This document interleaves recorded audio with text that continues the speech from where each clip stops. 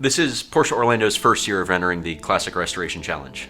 So we figured if we're going to enter, we might as well enter all three categories. There's kind of a theme with the first two cars in preservation and restoration. We have an RS America that my good friend Fabian has that is high mileage, high memory.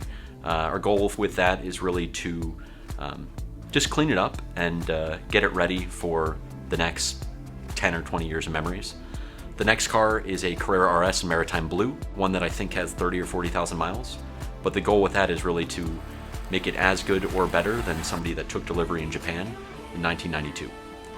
Obviously that left the third, individualization.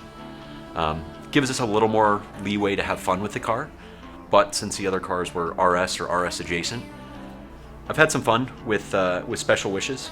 And since we were doing individualization and it has to be the spirit of Sonderwunsch, that was kind of the goal with this car as well. A base 993 C2, and we're going to reimagine it as a special wishes car and make it in a similar vein to a 993 RS.